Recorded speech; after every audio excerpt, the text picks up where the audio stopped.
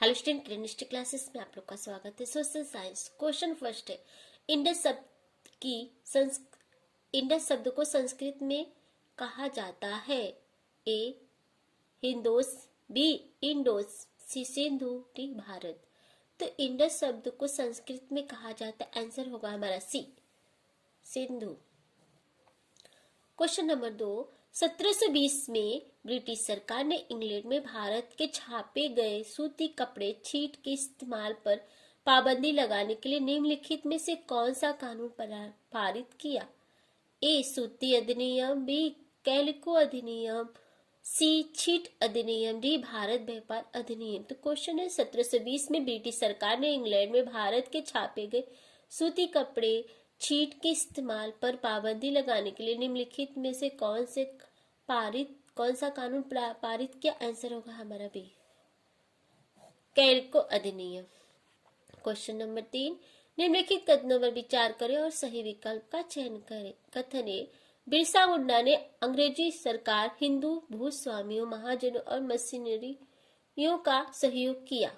कथन बी, अंग्रेजों की भूनीतियों मुंडाओं के परंपरागत भूमि व्यवस्था को नष्ट कर रही थी। हिंदू भूस्वामी और महाजन मुंडाओं जमीन छीनते जा रहे थे और मशीनरी मुंडाओं की परंपरागत संस्कृति की आलोचना करते थे। तो क्वेश्चन है, बिरसा मुंडा ने अंग्रेजी सरकार, हिंदू भूस्वामी, महाजनों और मशीनरी का सहयोग किया। ऑप्शन ए गलत है। और कथन बी, अंग्रेजों के भूनीतियों मुंडाओं के परंपरागत भू व्यवस्था को नष्ट कर रही थी। हिंदू भूस्वामी और महाजन मुंडाओं जमीन छीनते जा रहे थे और मशीनरी मुंडाओं की परंपरागत संस्कृति की आलोचना करते थे। बी सही है। तो विकल्प हमारा होगा ए था, बी दोनों सही था। ए का कारण बी है, बी सही है किंतु ए गलत है। तो आंसर होगा हमारा बी।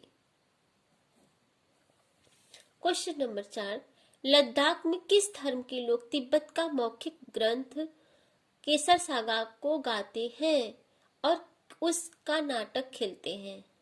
लद्दाख में किस धर्म के लोग तिब्बत का मौखिक संग्रह ग्रंथ केसर सागा को गाते हैं और उस पर नाटक खेलते हैं? ए केवल बौद्ध, बी मुसलमान और बौद्ध, सी हिंदू और बौद्ध, डी केवल हिंदू। आंसर होगा हमारा बी मुसलमान और बौद्ध।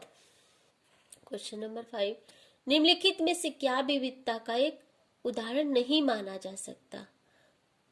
निम्नलिखित में से क्या विविधता का एक उदाहरण नहीं माना जा सकता? ए बहुभाषी समाज, बी जाति व्यवस्था, सी धार्मिक बहुलवाद, डी बहुसंस्कृतिवाद। तो आंसर होगा हमारा बी जाति व्यवस्था।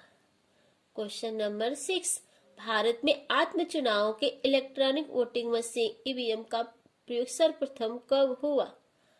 Option A 2004, B 2014, C 2009, D 1999। तो भारत में आम चुनाव में इलेक्ट्रॉनिक वोटिंग मशीन ईवीएम का प्रयोग सर्वप्रथम, आंसर होगा हमारा डी 1999 में हुआ। Thanks watching for video.